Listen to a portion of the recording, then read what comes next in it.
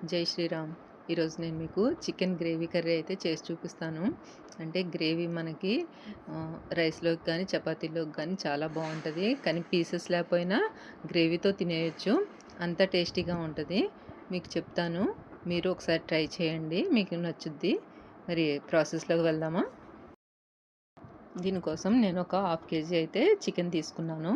దాన్ని శుభ్రంగా కడిగి ఒక టేబుల్ స్పూన్ కారం, సరిపడినంత సాల్టు, ఒక పావు టీ స్పూను పసుపు వేసేసి ఒక అరచెక్క నిమ్మరసం వేసుకొని కలిపేసి ఒక హాఫ్ అన్ అవర్ పక్కన పెట్టుకోవాలి.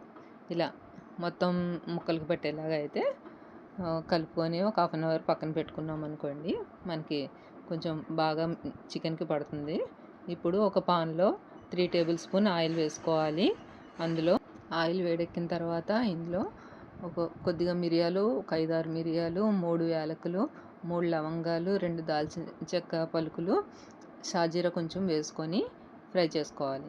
ఇలా ఫ్రై అయిన దాంట్లో పచ్చిమిర్చి నేనైతే హాఫ్ కేజీకి 4 ఆనియన్స్ అయితే పొడవుగా కట్ చేసుకున్నాను. ఇలా ఇవి వేసుకొని బాగా ఫ్రై చేసుకోవాలి.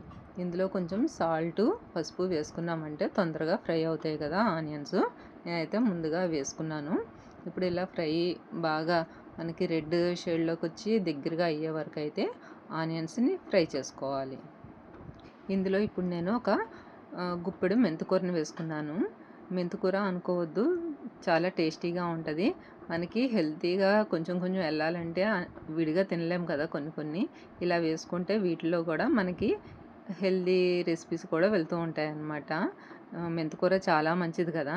అది దేంట్లో అయినా ప్రతి కూరలోనూ మనం వేసుకోవచ్చు. చాలా టేస్ట్‌గా ఉంటది కూడా కర్రీ. మంచిది కూడా. ఇప్పుడు ఇందులో నేను ఒక టీ స్పూన్ అల్లం వెల్లుల్లి పేస్ట్ వేశాను.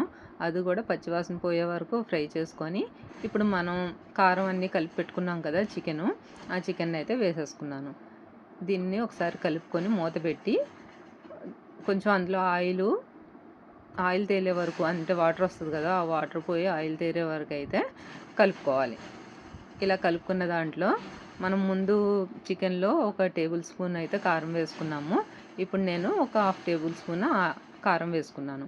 ఇందులోనే ఒక పావు టీ స్పూన్ జీలకర్ర పొడి, ఒక టీ స్పూన్ ధనియాల పొడి వేసుకొని కలుపుకొని మళ్ళీ ఇవన్నీ ముక్కకు పెట్టే వరకు మూత పెట్టుకొని దగ్గరగా అవనిచ్చాను.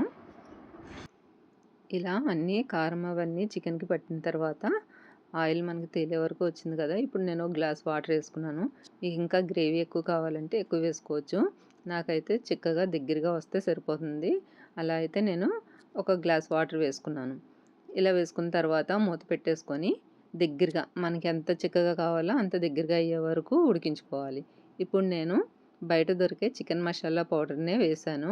ఒక టీ స్పూన్ అయితే వేశాను. లాస్ట్‌లో మనకు కావాల్సింది ఏముంది, ఇంకా మన ఫైనల్ టచ్ కొత్తిమీర కదా, అది కూడా పైన వేసుకొని ఒకసారి కలుపుకొని కొంచెం దగ్గరగా అయిన తర్వాత దింపేసుకోవడమే. చూసారుగా ఎంత టేస్ట్ అంటే మీకు తెలీదు, చూడడానికి బాగుంది.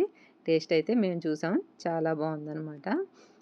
రైస్లోకి నిమ్మరసం పిండుకొని తింటే సూపర్. ఇలాగే చపాతీలోకైనా చాలా బాగుంటుంది. మీరు ట్రై చేయండి. మీకు నచ్చితే కనుక లైక్ చేయండి, షేర్ చేయండి, సబ్స్క్రైబ్ చేసుకోండి.